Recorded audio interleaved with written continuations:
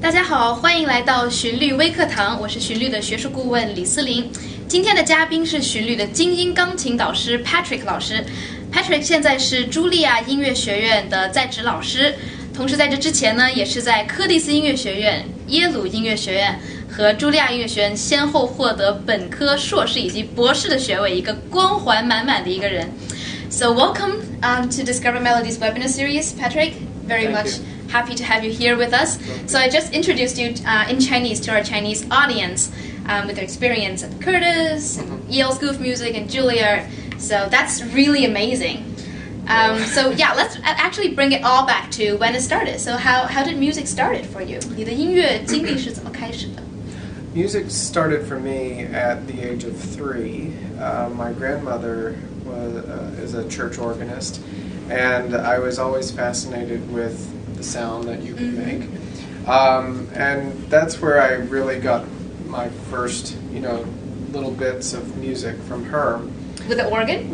Not with the organ. I mean, that was the inspiration initially. And then I was a very quiet child. I was in preschool, and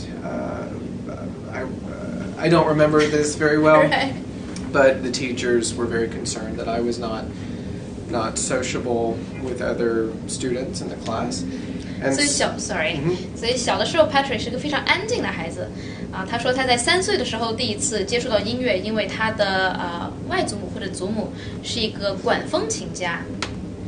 So my parents actually wanted to get me into some kind of group activity, and my parents found an ad in the newspaper for Suzuki group classes for piano.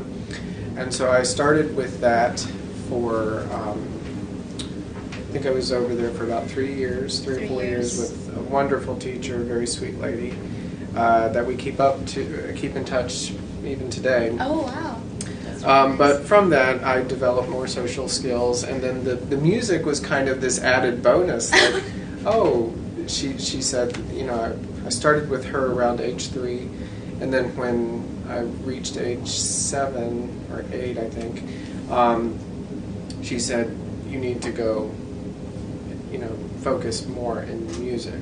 This seems to be something very special for you. So she's like this guide for you then on this path. Yes, and at the time I was living in Jacksonville, Florida. That's where I was born and raised. She had made contact with the chairman of the local university's music department, who was a pianist. His name was Gerson Yessen.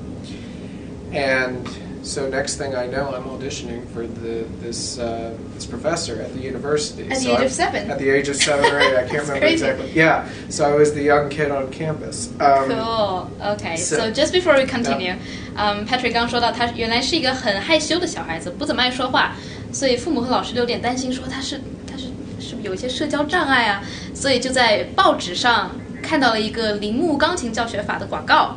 铃木钢琴教学法是这种小组教学，所以就把 Patrick 送到了一位这个铃木教学法的钢琴老师那儿。钢琴老师和 Patrick 的关系非常好，直至今天他们都依然有保持联系。所以Patrick 就跟着老师从3岁开始学琴到7岁。这个时候老师说：“哎，你的天赋非常的了不得啊！”于是就给他跟在佛罗里达的一位钢琴教授建立了联系。于是他在7岁的时候就在佛罗里达大学的音乐系开始试听了，并且和教授开始学习。So yeah, I was just translating your experience in Florida. But actually, before we continue, can you describe a little bit what the Suzuki piano teaching method is like? From what I remember, I have not kept apprised of that approach, but I believe it focuses a lot on group activities and also with parental involvement with lessons and practicing. And so I remember that we were tasked with, during the week, the parents would sit in and observe your piano practicing. And I think that's very good for some students. Some students, I think, it may backfire in some way, but it does make sure if the parents are diligent, they make sure that the work and the practicing gets done. So Suzuki kind of involves other students. Right, and so my lessons, from what I remember, part of the lesson was a group activity, and we would talk about music theory or, very rudimentary, basic topics, but it would be a mix of, and they would make it, of course, fun with games somehow. But then we would have a short one-on-one piano lesson after that activity. I see. 所以铃木教学法是在整个教学过程里面以小组为单位，让学生和学生之间有交流，学生和家长之间，家长和老师之间有交流。所以家长会被邀请到课堂上来去看孩子们的练习情况。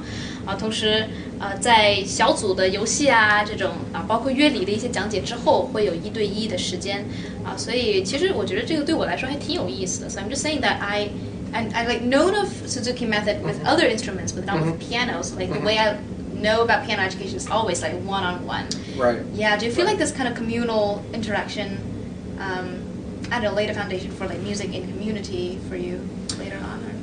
Potentially. It's so hard to say because I was a toddler, and so much of that I don't remember every single thing that happened. So let's I remember talk about, it was a pleasant time. Sorry.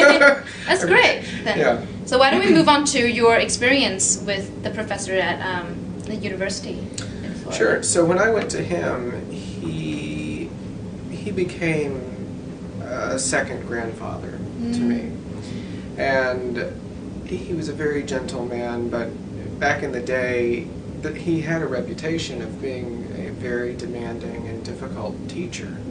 And so we had heard about that from various people. We had asked about this man, and they all kind of prepped us with how much practicing I was going to be required, and just the workload that was going to come my way if I was to continue with him. And so, luckily, I'm very careful with my work, and he would make assignments. Sometimes he would assign, and keep in mind this is 8 to 10 years old. Yeah. He would assign a movement of a Beethoven piano sonata. Wow. Do it by next week. That's very Which demanding. I have to say, now that I've gone through conservatories and whatnot, doing doctorate stuff now, for that age, that's quite a feat, quite an assignment. Yeah. And so he just expected it, and so you would leave the lesson and you would think about the following week, and it's like looking at Mount Everest, because you have so much work to do.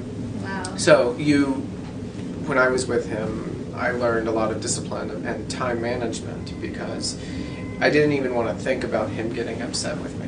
And discipline and time and I always stress to my own students now, they come to me and sometimes they are so nervous for whatever reason, and I tell them, not every lesson you're going to have is going to be great. Not every lesson is going to be perfect, and you will probably bomb a few lessons, and that's okay.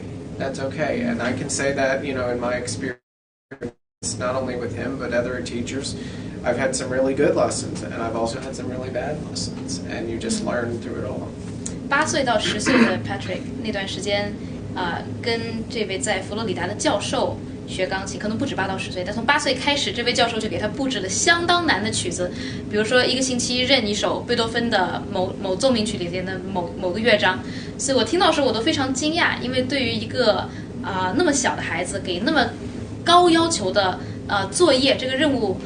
刚刚 Patrick 说，这样每个星期上完课之后，想想下星期的作业就像看到珠穆朗玛峰一样，感觉特别的难以去完成但是 Patrick 也从此学习到 discipline， 就是纪律性还有discipline and what's the other thing you were talking about? Time management， 时间管理。是的，这2点我觉得即使是在这么小的时候就能培养起这样的意识是非常非常不容易的。Patrick 后来也跟自己的学生说，你的每一节课都不一定是很好，有的课可能很好，有的课可能不一定那么好 ，but that's all okay， 都没有关系，只要尽力就好。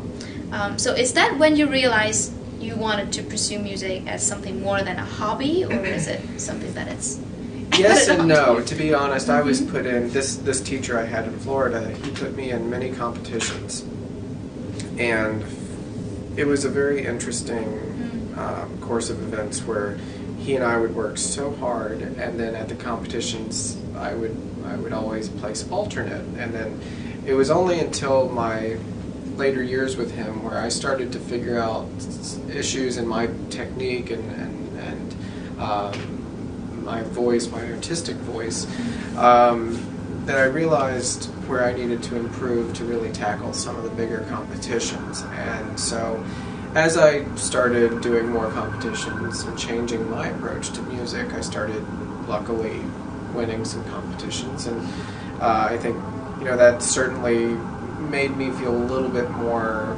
satisfied and happy, knowing, well, maybe this is something I want to pursue professionally. I almost, were it not for music, I was actually considering going into other fields such as dentistry. Oh. I don't know it's completely not what I expected. I don't know what it was, but I was fascinated with, with that, and I'd also considered becoming a pilot. But ultimately, I can now look back and say, it's a good thing I didn't go that way. so yeah, I can't tell you what age it just hit. It always felt like music was going to be a part of my life on some level, whether it's full-time or, as a hobby. But as I got older, and it was especially, I would say, when I hit, 11 or 12, it seemed like, well, this seems to be, what I want to do. And I remember when I was younger talking about, or when I went to this teacher in Florida, at a young age, I don't understand titles that people have, like doctor this. And, if you're a doctor, at that age, I was like, you're a medical doctor. And Why aren't you in the hospital? Right. So we got into the music department, and he said, well, my name is Dr. Gerson, yes. And I was like, interesting, you must be very smart. And so I started talking to my parents, and they had to explain you can have doctorates in other fields and it not be medicine. And I remember making a comment back then. I said, one day I'm going to work on my doctorate. And, yes, you did. And here we are. So yeah, he was really kind of an inspiration, opening, my eyes to the academic field in music. And his name is Dr. Gerson, yes. Gerson. And unfortunately, we kept up, and he was seriously like a grandfather figure in my life. And he passed away last year. I think he was almost 90. But it was a joy to have him in my life and in my training. He really laid some strong foundations for me. 这位在佛罗里达大学的钢琴教授 Dr. Gerson Yesen 在 Patrick 的人生里面看来是扮演了一个非常非常重要的角色。Patrick 说就像他的第二位祖父一样。这位老师非常严格不说，而且把 Patrick 带上了参加很多比赛的这条路，但也是通过走过很多比赛，让 Patrick 意识到音乐原来是我生命中如此重要的一部分。他也非常的喜欢音乐，虽然不能说到某一个时间他突然间想把音乐作为职业吧，但是他已经非常明确说，音乐无论是我的爱好还是我的职业，都是非常重要的人生里面的一部分。但除此之外，他原来也想过当牙科医生或者当飞行员，但现在他说想起来，他又觉得幸好我没有从事那些职业，原来还是更加喜欢音乐。那我们也来问问，在这一条路里面 ，Patrick 的父母做的又是什么样的工作，什么样的角色呢 ？So along the way of your, going to competition and exploring music, what's the role of your parents?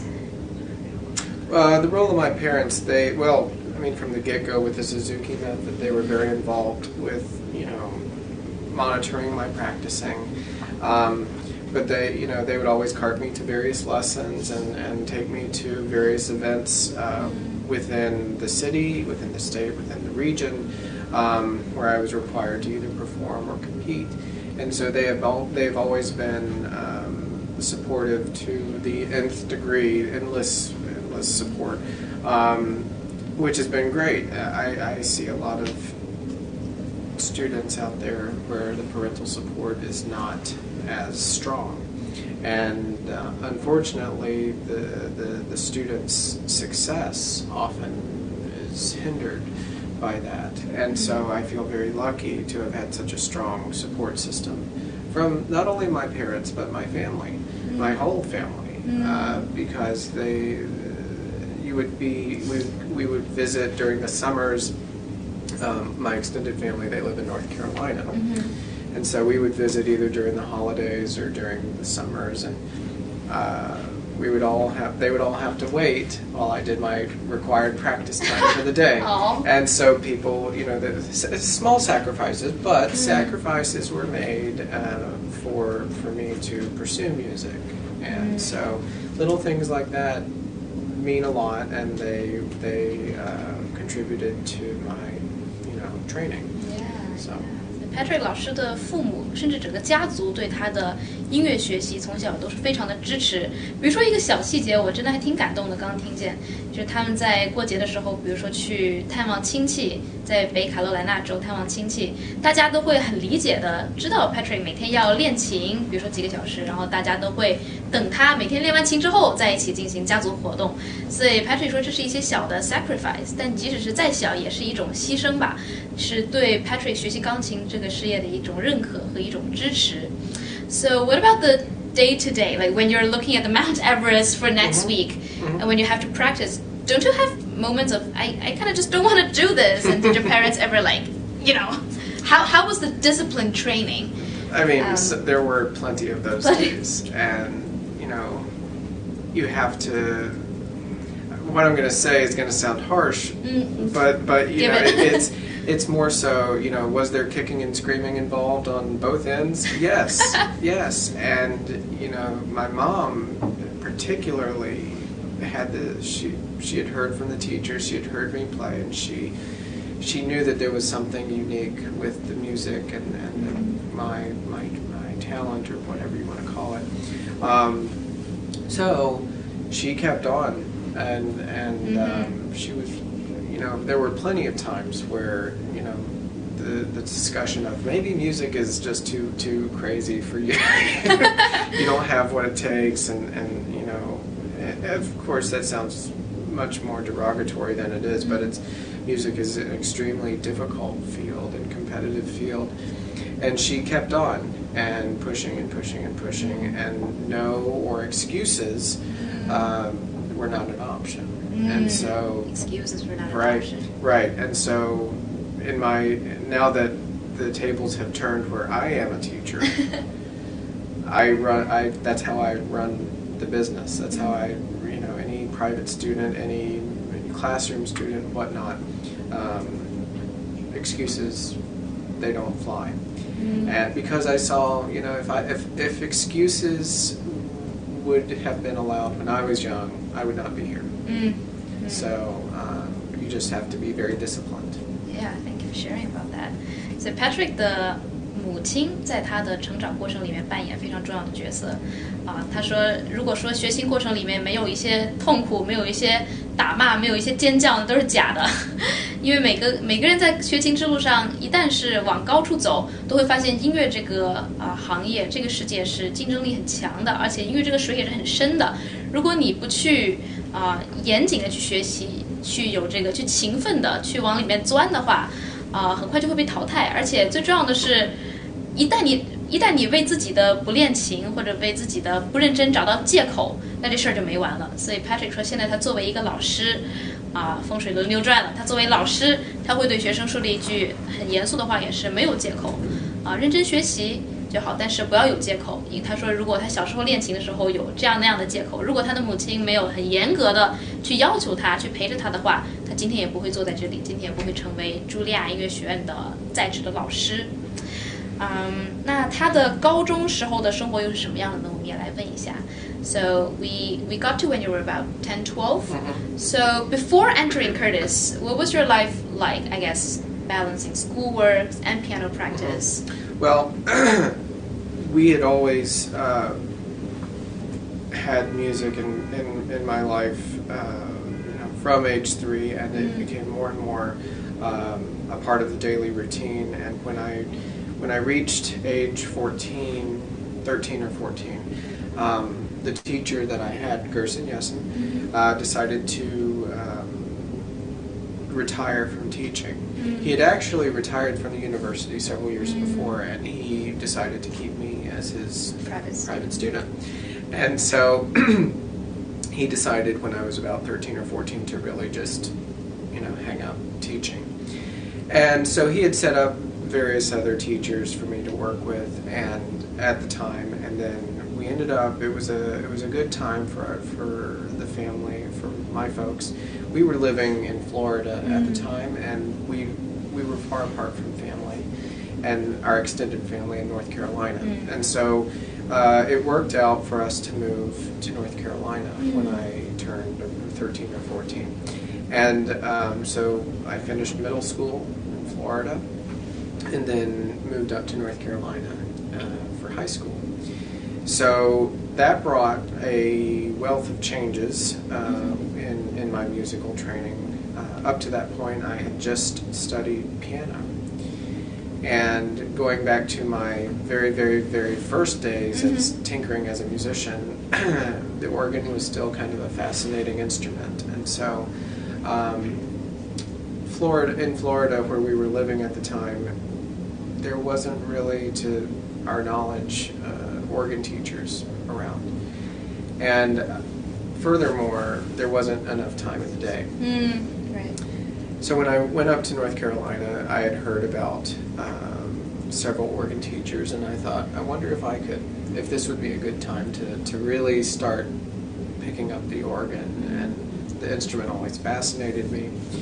And so we reached out to the local university and got set up with a very good piano teacher. His name is Henry Dosky. And he worked alongside one of the other organ teachers there, Colin Andrews. And so they kind of tag teamed with me, and they would keep each other up to date. How am I doing? And it worked out quite nicely.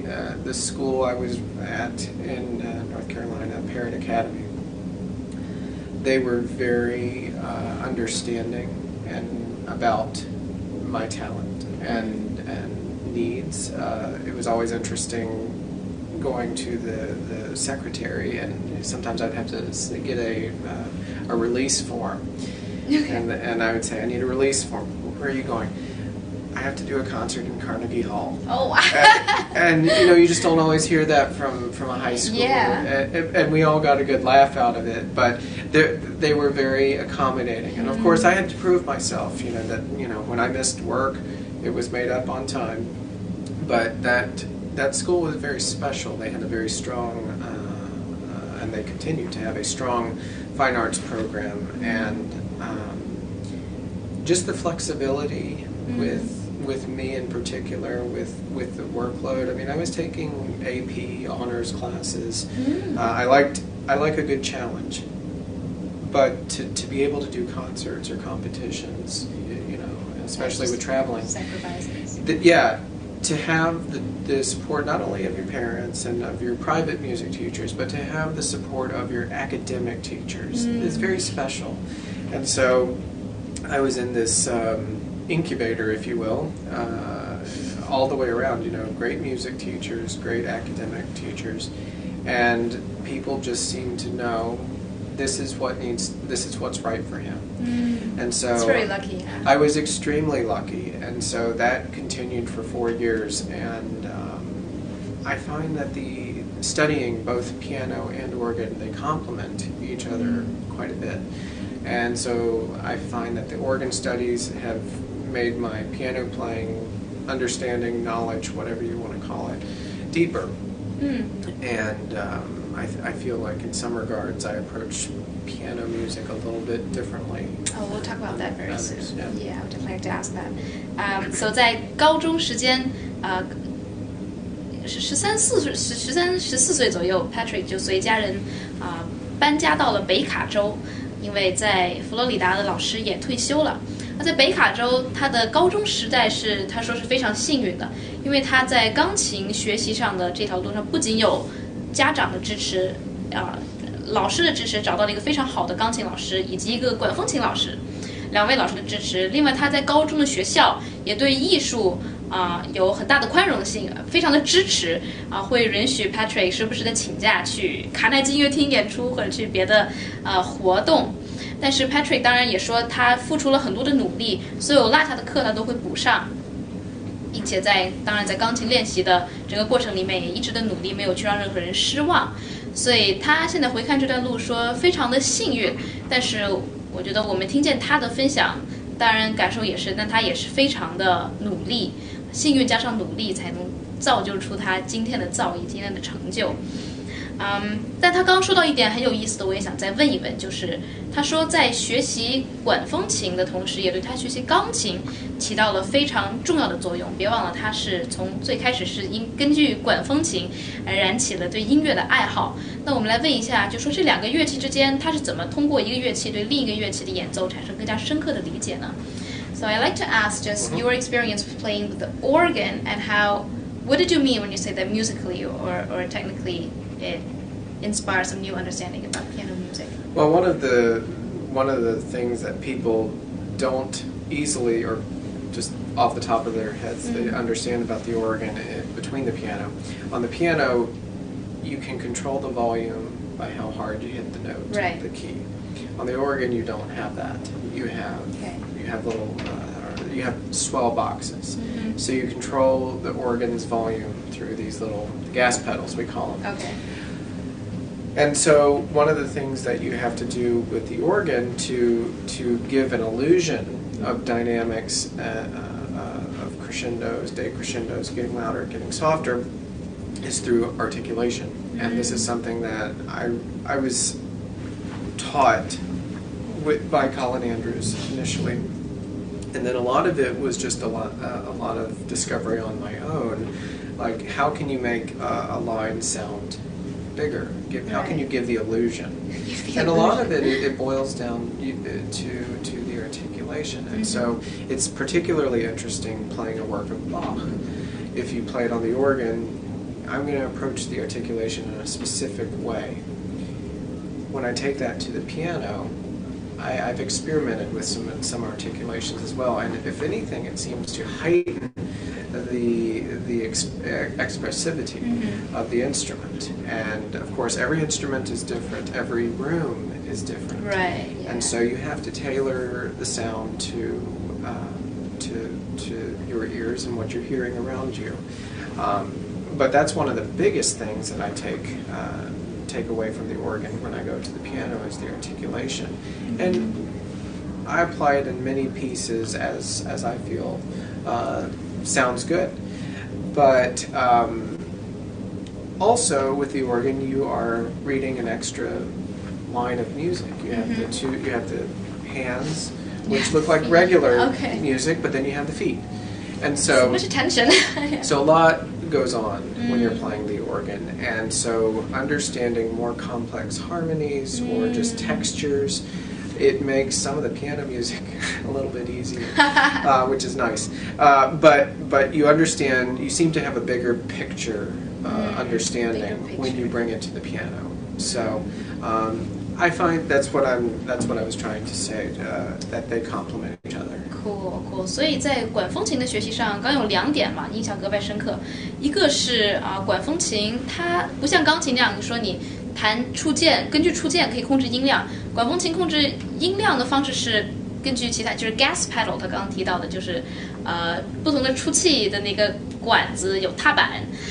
不同的音色，管风琴可以有很多的音色，所以那弹管风琴的难点就在于怎么去通过演奏法去制造出音乐的这种张力的一种假象。然后他把这种技术也在钢琴上试了一下，发现他带着这样的一种思维方式去演奏钢琴，出来的音乐效果更加的有张力，更加的有表现力。这是第一点。第二点则是管风琴它不仅是有2行谱的左手右手，它还有脚踏板，就踏板也是像键盘那样的形状，所以 a lot goes on， 很多事情在发生，是非常对集中注意力要求非常高的一个演奏。那他在演奏完管风琴之后再来弹钢琴，顿时觉得哇，原来简单很多，然后心理上也是一个不同的出发点吧。所以我个人认为，我觉得 Patrick 他在管风琴和钢琴这两个学习两种乐器同时进行，是对他在钢琴演奏、管风琴演奏都是互相有益的一种经历，也是非常难得，实在是非常幸运。So just reflecting on your experience on both instruments, that's just really amazing and very lucky of you to have, this different two perspectives to see music. So why don't we start talking a little bit about your experience at Curtis, Yale, and Juilliard? Can you describe a little bit, fun fact or just great memories from these three schools, and also talking maybe a bit about the culture and curriculum, your instructors, and I guess what are the different schools like? Well, first of all, I feel very lucky to have been a part of three wonderful, stellar communities. When I was young, still living in Florida, a colleague of mine was admitted into Curtis, and there was this big to-do in Florida about them getting into Curtis, and I thought, at the time, and it remains true today. If you're in the music world, you think Juilliard, and nothing against Juilliard, but you don't always hear about Curtis. And so once you start doing a little research about Curtis, you start saying, oh my gosh, there are a lot of perks if you get in, and full ride, full scholarship, and if you're in certain departments, they loan you a Steinway piano. In certain departments.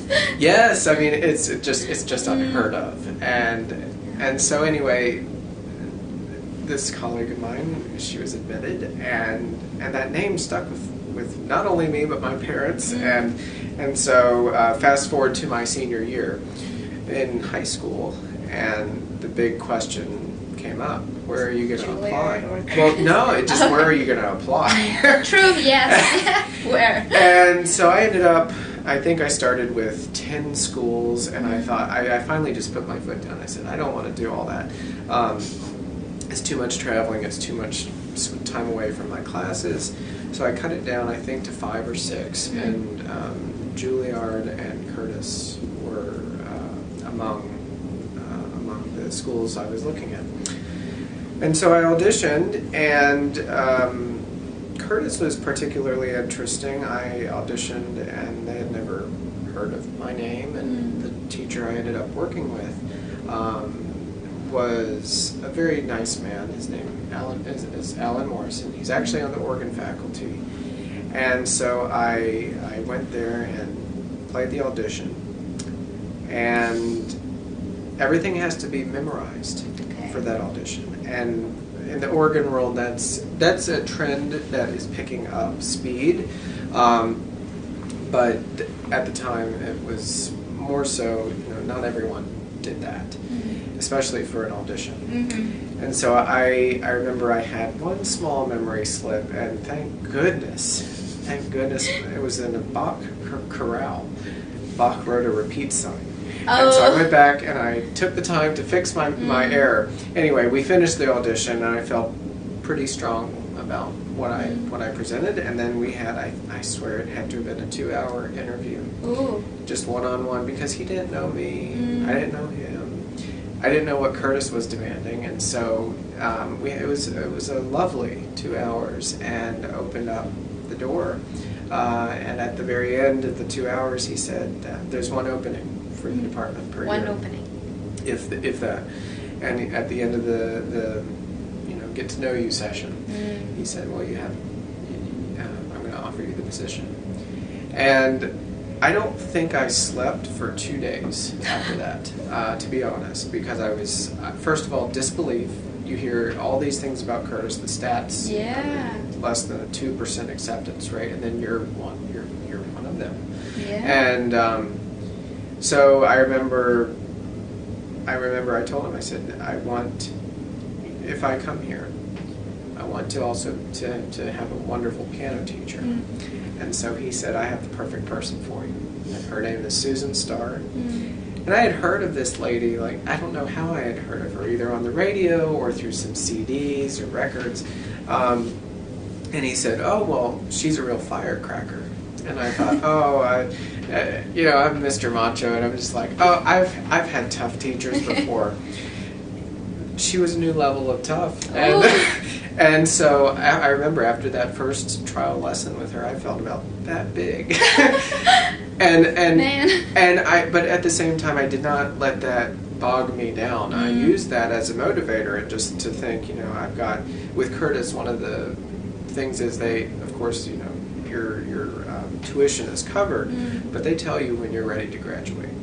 Oh. And so typically it's 4 to 5 years, and I could have graduated in 4, but so many people love the environment so much they beg to stay. And for me, I studied both piano and organ, and at the beginning of my 4th year, when people are typically getting ready, my senior year, I actually had a meeting with my professor, and I said, I'm very concerned. I see some holes in my technique that I want to spend some time working on, and I just don't know if I'm ready to graduate. And I said, would it be possible for a 5th year?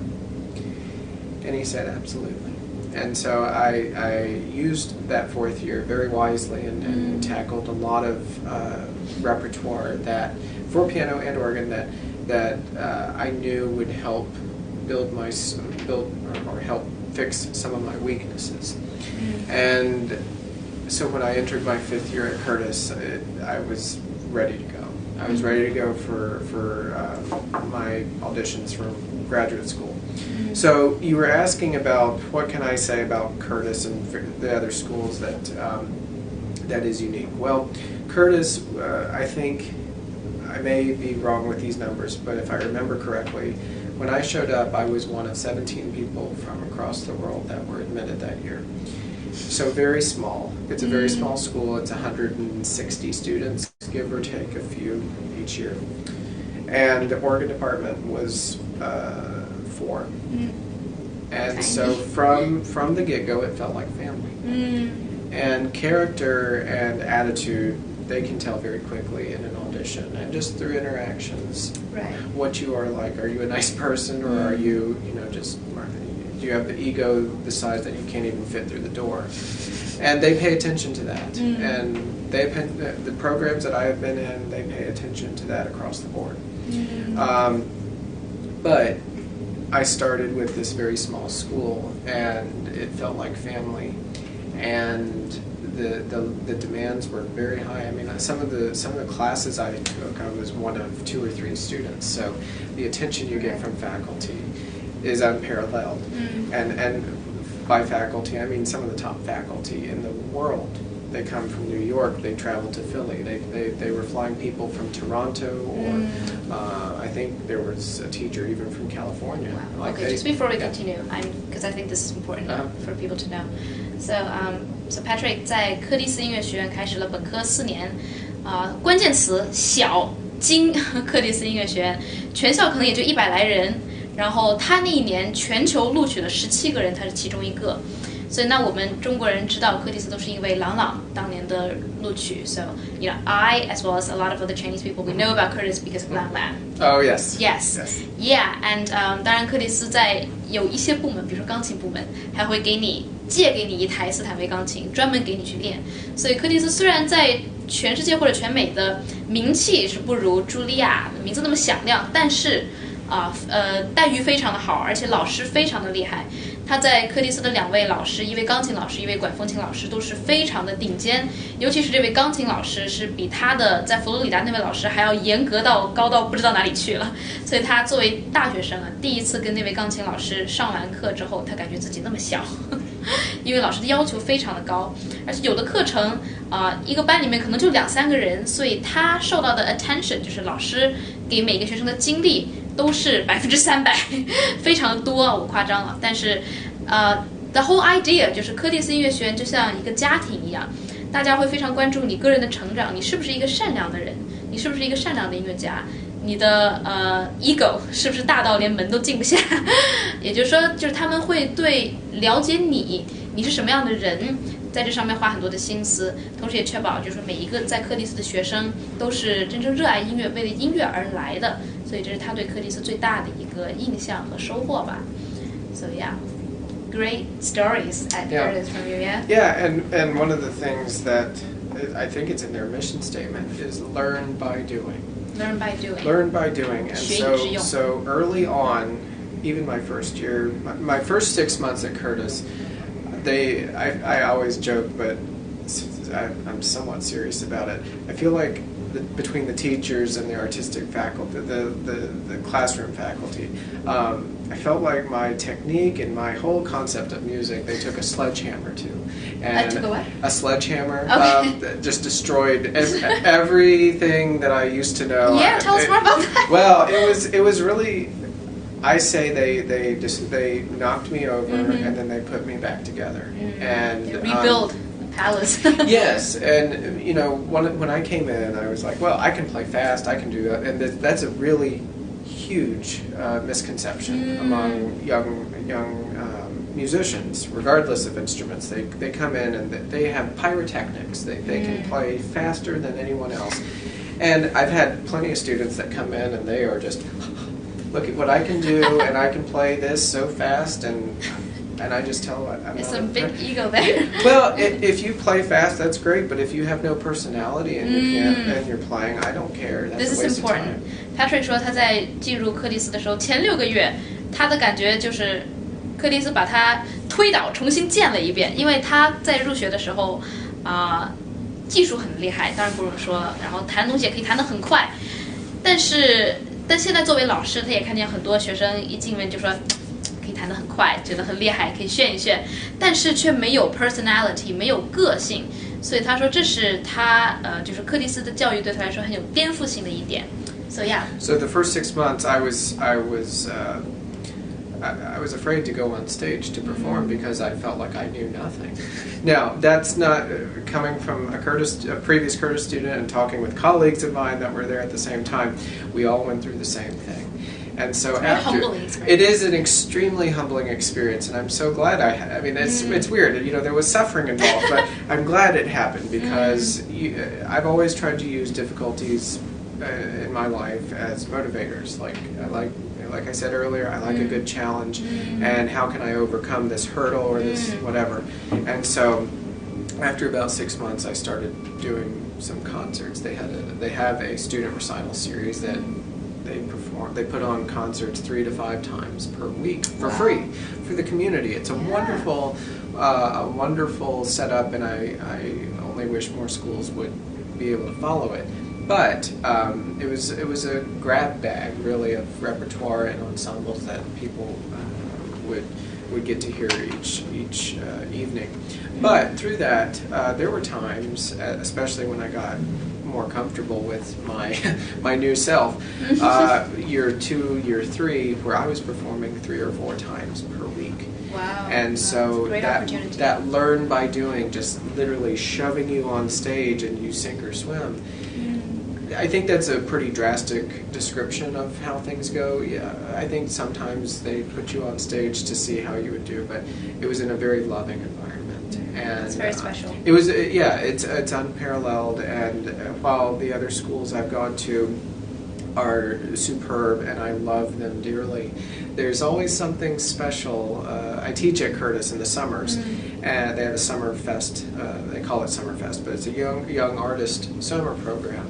And so it's open to people, I think 14 to 22 all around the world, and they come there and they get a taste not only of a conservatory life but of Curtis life. Yeah. And so a lot of alumni come back to teach at this, and this coming summer is my 5th year teaching, and it's always very special to come home. You know. Yes. You just can't. You just can't be. I can see that you're looking forward to it. Right? Yes, already. Yeah. Patrick 在前6个月，就是大一在柯蒂斯的前6个月，当然是脱胎换骨了一次。然后他说到，柯蒂斯的教育精神也是通过实践来学习，通过演奏来学习表演。当然的，他刚刚说到一点很重要的，就是说不仅仅是他了，也是所有其他人都经历过。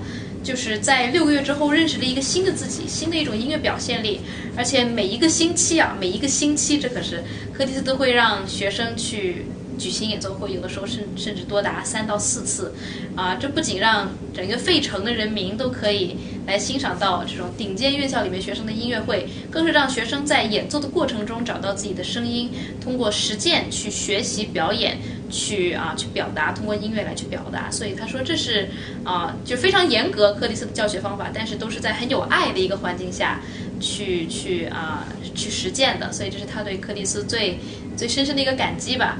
然后从5年前开始，他就已经在柯蒂斯的夏校夏季暑期项目来任教。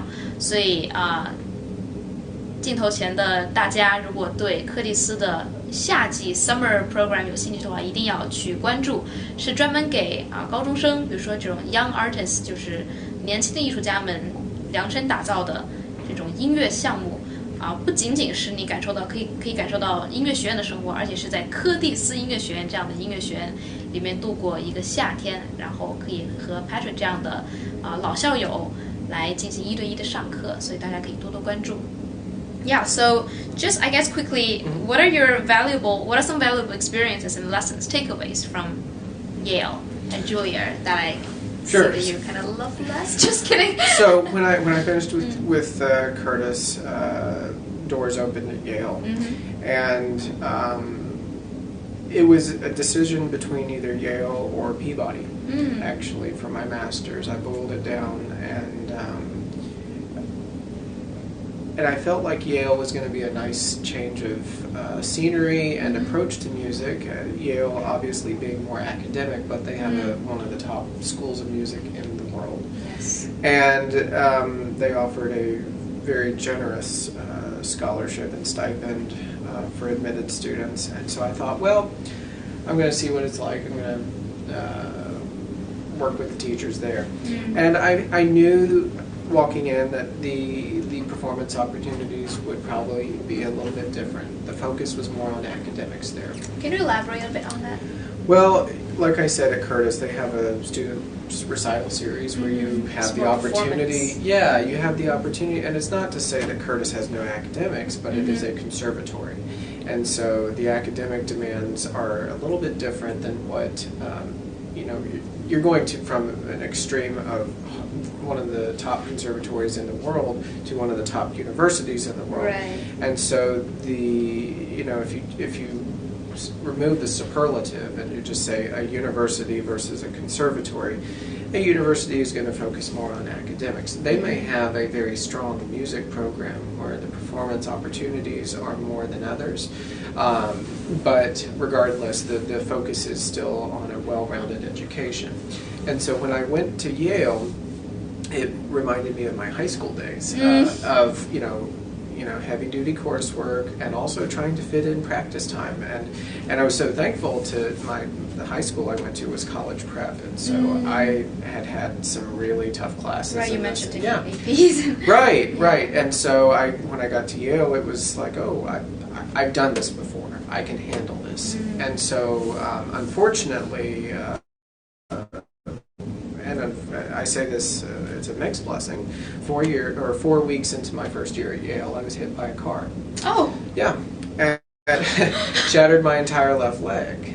And so, as an organist and pianist, it's like, well, that's going to throw things off a little bit. And so, again, the faculty at the School of Music. Now, keep in mind that Curtis was a size, it had 160 students. Right. Yale, I don't know the numbers off the top of my head, but several thousand students attend Yale. Yes. And so I thought, well, I'm going to be treated like a number and I'm going to be forgotten. Well, it was exactly opposite that. And the faculty, all the way up to some pretty high up faculty within the College of Arts and Sciences and School of Music, they made accommodations for me to continue. And there was a question, would I lose my leg? Well, I didn't. And luckily I had after two extensive surgeries, I was put back together and began the road to recovery and rehab. And so through all of that, that was a terrible experience. And I know a lot of folks that would have just thrown in the towel and said, "I'm done." Yeah. And I thought, oh, this is a nice challenge. I'm sorry that you even did this to you. Yeah, well, it could have happened anywhere, and I'm just glad the medical team at Yale Hospital if you need major medical work done, you can't beat that hospital. It's pretty good. But when I was at Yale, I was dealing with that quite a bit, and I was doing a lot more coursework. And so one of the things that happened, the teacher I was with, he's just a wonderful man. His name is Martin Jean. He's the director of the Institute of Sacred Music, and again, just like my teachers at Curtis, I had never met him before. Now, a lot of for musicians, that is not kosher. For trying to find a teacher, many people study with college professors a couple years before they even work with them if they attend that college. And I just thought, I want to work with him. He seems interesting. What was your focus of study or field of research with him academically? Well, he was strictly for organ. For organ. And so I worked with him, and he would say things that would sometimes, it would rub me the wrong way, like, I'm trying to remember what he would say. I'll give a very good example, though. My second year when I was preparing for doctoral auditions and exams, he came into a lesson, and it was 2 weeks before my doctoral auditions. And he sat down and he said, well, how's the studying coming along? How's the practicing? I said, well, I've been studying for these exams all year. I'm hoping it pays off. And any other teacher would have said, it's going to be okay. You've got this. And he said, Patrick, you have to come to the realization that you might not get in anywhere. And I thought, well, okay then. And so that was a motivator. And so I finished that lesson. I marched to the library. I studied till 2 a.m. And anyway, it was a weird relationship, on the surface, because he would say that, and then I was like, that's not teacher like.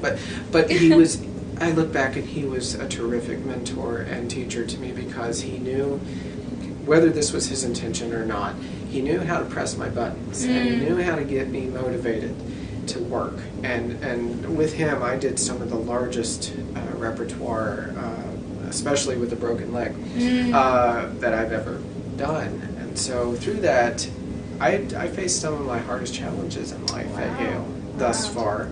And through him and the support, I give a lot. I mean, I look back and he's just been terrific. So it sounds like a good compliment to your performance-heavy. It was an extremely good compliment, and while I was there for 2 years, there were certain things that I did miss. Like I said earlier about the extremes of going from one, like a top conservatory to a top university. The performing opportunities were not there, and at least that I was aware of. And so the option was, Yale, of course, has a wonderful doctoral program. And again, going back to my age 7 or 8 revelation, I'm going to do a doctorate. The time has come, and so I was looking, and there were not that many places that I really wanted to go for outside of Yale and Juilliard. Juilliard had always been on my target list. Before we get to that, let me just share experience at Yale, which is dear to my heart, because as a Yale College undergrad, I gave a grand total of 1 concert in my whole 4 years, and wrote a lot of papers, so I very much relate to what you're talking about. 2 a.m. singing at the library. Patrick 在耶鲁读音乐学院硕士的2年里面，经历了不少事儿。首先他说从柯蒂斯这样一个注重演奏的院校，来到耶鲁这样一个专业综合性研究型的大学，就说整个对于音乐上面的学习方式是不一样的，一个是通过演奏，一个更多是通过学术上面的研究，他写了很多论文另外一点就是他在耶鲁很不幸的刚开学应该是第1年的前几个星期就出了一场车祸，左腿骨折，而且是粉碎性的骨折，所以极大的影响了他后来的一些练习，尤其是管风琴上面的。所以他在这段时间里面但是有很好的老师以及很好的就是学校里面的一些安排吧。虽然耶鲁很大，但是给到每个人的关心都是无微不至的，所以他能够有很好的一个自己的空间去恢复、去修养、去研究他喜欢的课程。所以他提到一位对他来说非常重要的 mentor， 一位导师在耶鲁，也是非常知道怎么去刺激他。在他在准备去考博士的时候，有一天他到老师家，然后老师说：“哎，你最近怎么样？”然后 Patrick 说：“哎呀，最近忙疯了，要准备考博，对吧？要在写论文，很累。希望这些都能有个好的结果吧。”那一般老师都会说：“没问题的，你肯定可以的。”但这位老师说：“Patrick， 你要知道，你可能哪都考不上。”这一般老师不会这么说，但是 Patrick 现在想起来非常感激老师能够这么直截了当的说。你知道有的时候就要接受现实，但是这不一定代表你失败了或者怎么样，只是说你尽力就好，但是不要给自己任何的压力，也是这样的一种说话方式吧。所以 Patrick 现在回想起来也非常感谢老师这么一种直接的、坦诚的和学生之间的相处。所以这是他在耶鲁2年的一些收获听上去相当是更加的安静，更加的沉稳，更加的学术。那和他之后在茱莉亚的经历又有什么不同呢？ So now that we got to Juilliard and we're both in city right now, what's your story or like something you like to share about Juilliard and Well, when I was doing the doctorate auditions and whatnot, it ended up being a choice between going to Yale or staying at Yale for the doctorate or going to Juilliard. And I thought, I loved my time at Yale, and there are memories from there that are so near and dear to my heart that I know I will never forget, and I cherish them. But again, my heart was yearning for more performing opportunities, and I think also, even though I say it was a motivator, that whole accident, it was just kind of like attached to New Haven. I was like, maybe it's just time for a change of location. And so I was very blessed to have the doors of Juilliard open, and Juilliard had always been on my target list, and had not worked out in the past just to lack of scholarship opportunities for the undergraduate and graduate programs. And so the doctoral program is it reminds me a lot of kind of bookends my higher education. It's a very competitive and very small program. The year I entered, there were 6 spots for all instruments. All instruments, not just piano. No. And so I auditioned, and it's a 2-component audition process. You audition first, and then the teacher, if they like you, they send you on to the doctoral interview round. And that's when they put you in a room in front of, I think, 8 of the doctoral committee members, and they start firing questions at you. And I know. And so I had been studying all year for this, and for the Yale exam too. And so I felt like I could maneuver my way around things. And again, I found out, you walk out of that meeting, and I felt pretty good about it, but still you're like, how much do I really know? It just seems to be very small. Anyway, what I said earlier that it seems to have bookended my higher education. It feels like family. It feels very much like meant to be that. Yes. Now, if I had gone to Juilliard, and this is not to smear Juilliard's undergraduate programs or master's programs, but they're bigger. You're one of I don't know, like 60 or 70, and with the doctoral program, you are in a very secluded and special group, and they pick people who are not only artistically inclined. You have to be able to play your instrument well, but that you're academically strong. And so finding these people that you don't always find musicians that are passionate on the academic end. And so that's something that I kind of fell into, and so the people that they picked for my year it seems to be a trend. They are very hardworking and very down to earth people, and it makes for a lovely environment. And so I'm not going to say it's been easy. It's been doctoral level stuff. It's been some of the hardest coursework in my life, but it's a really warm environment. Something that if you have not experienced Juilliard for any of the other programs, I think that Juilliard often gets a bad rap, saying it's cold and people. I find that regardless what program you're in, people are pretty nice there. They're very friendly. But particularly in the doctoral program, it's just like you just feel like I feel like I'm back home. It's like the Curtis of New York, and so I feel very fortunate to be a part of that.